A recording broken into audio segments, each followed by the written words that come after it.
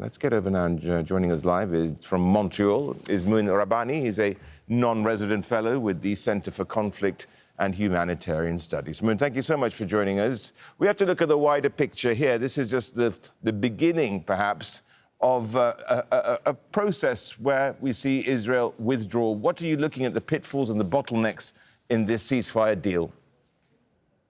Well, the first question is whether this is the beginning or the end. Some people have suggested that once Israel retrieves its captives, it will simply resume its genocidal military offensive in the Gaza Strip. Others have suggested that Israel will wait until negotiations collapse over the second stage of the Trump-Netanyahu proposal over issues like governance and disarmament. But looked at more broadly, it's, I think, equally plausible to suggest that this agreement will hold and, in some respects, will mimic the ceasefire agreement in Lebanon, where the Palestinians cease fire and Israel continues to fire. And at the same time, Israel may be quite content to see negotiations over governance and disarmament and so on collapse, because it could then use these as a pretext to maintain its forces inside the Gaza Strip to prevent reconstruction and so on. So I think what will happen after today is very much up in the air, and it's really unclear what will happen the minute Trump's flight leaves back to Washington. Ultimately, Mouin, though, you look at all this and you realize that it's also going to be contingent on how Mr. Trump's resolve is. Well, that's the main problem. I mean, we saw already in January that Trump was very determined to get an Israeli-Palestinian agreement, but really the only thing he was interested in was to have a diplomatic achievement on the day of his inauguration. And thereafter, the interest waned, and Israel was able to successfully manipulate the situation and resume and even intensify the Gaza genocide with the full-throated support of Washington. People have suggested that this time it's different because particularly after the Israeli bombing of the Qatari capital, Doha, the Arab leaders realize now that their own sovereignty and national security hangs in the balance, and that they therefore impressed upon Trump the need to seriously address this issue. But again, Washington's attention span is everything in this issue, because the decisions are ultimately going to be made not by Israel, not by the Palestinians, not by the Arab states, but by the United States. And we've seen in the past that when it comes to turf wars, if you will, in Washington, Israel usually comes out on top. To really also look at Benjamin Netanyahu here, there's a lot of pressure on him. And, you know, of course, Donald Trump, you could argue, has sort of, I suppose, twisted his arm to get this done. And, you know, that's the resolve part of it. But let's face it, the whole world, it seems, at the moment has turned against the country, his country, and against him in particular. On the one hand, that's true. I mean, if you're talking about sentiment, and certainly when you're talking about global public opinion, including public opinion in the West. But the key issue is not what people think, but what governments do. And so far, we have seen Western governments very unresponsive to the wishes and demands of their own public, refusing to take meaningful, concrete actions like Britain ending intelligence overflights over the Gaza Strip, like states imposing an arms embargo on Israel, or refusing access to their markets for illegal settlements, rather illegal products from illegal settlements.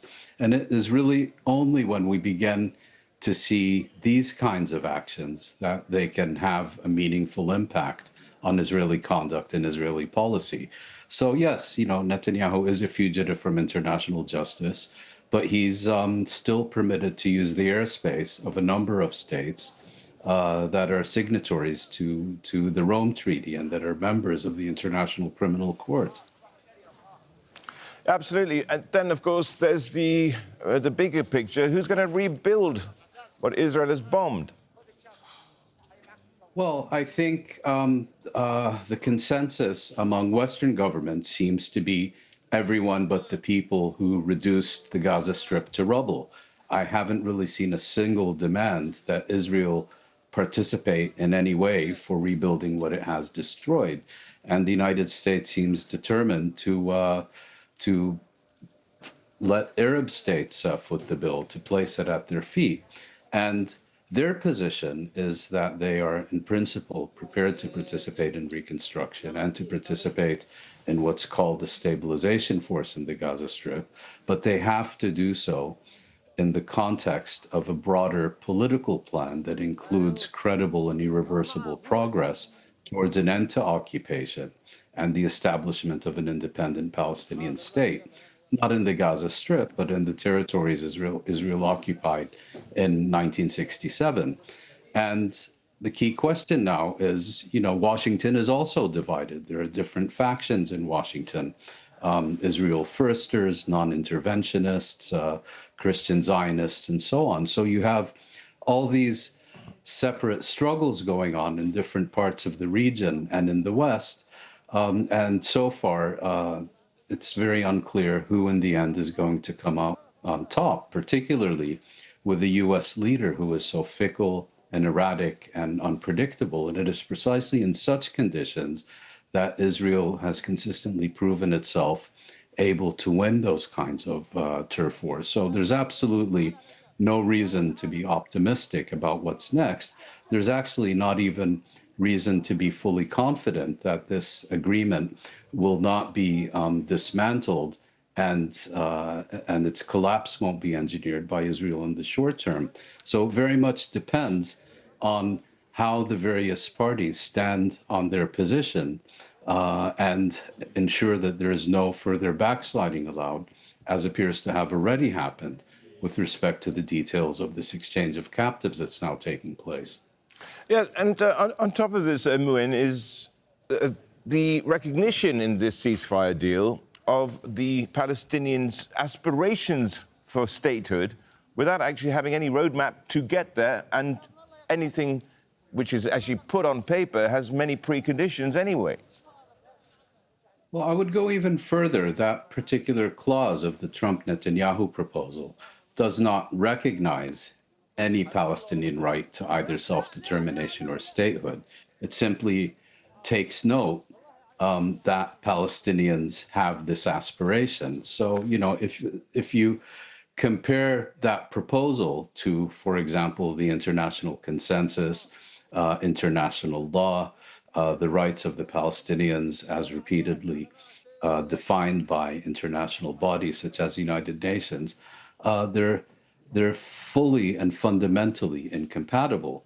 And I think what's also important to realize now is you have two separate dynamics. On the one hand, you have this agreement, which is embedded in a process which is very much modeled on Oslo, but with a much lower political ceiling, in which Palestinians are going to get sucked into these interminable negotiations about minor details that ultimately lead to nothing. At the same time, you have this alternative global dynamic in which even some governments are already participating, which is to remove the impunity Israel has so consistently enjoyed, to replace it with accountability and consequences. And these two dynamics are now very much in competition. And I think it has been the popular mobilization that we've seen around the world, including even now, after this agreement has been signed, that should be seen as a sign of hope, because people are not packing up and going home just because there has been a pause and maybe an end to the hostilities that have produced the Gaza genocide. They realize that there is still a very substantial to-do list, and that only continued pressure on governments to do the right thing is going to bear any results. Mouin Rabbani, thank you so much for joining us. Mouin Rabbani is a non-resident fellow with the Center for Thank you. Conflict and Humanitarian Studies.